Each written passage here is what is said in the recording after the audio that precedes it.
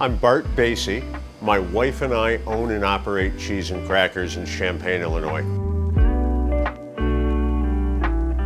There's a ton of different government organizations that touch me as a retailer and as a business in Illinois. When I've picked up the phone and talked to people, they've been incredibly helpful at getting me through things that I had concerns with. When I talk to people, I always ask myself, why are they talking to me?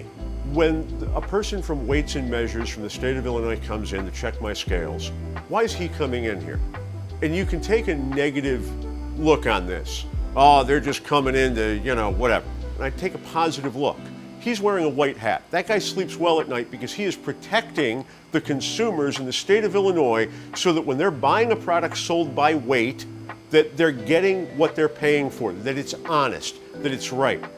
So I say to myself, what's their motivation? And I believe that people wear a white hat. People believe that what they're doing is important and valuable and good.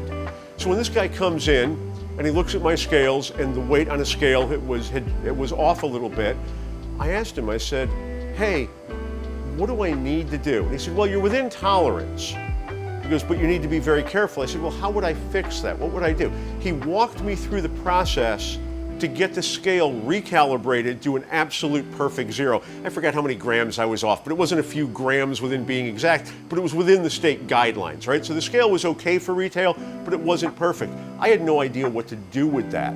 So I asked this guy for help. And asking people for help, when you understand what their motivation is to help you, generally changes the entire tone and tenor of the conversation. And I've found that people really want to help.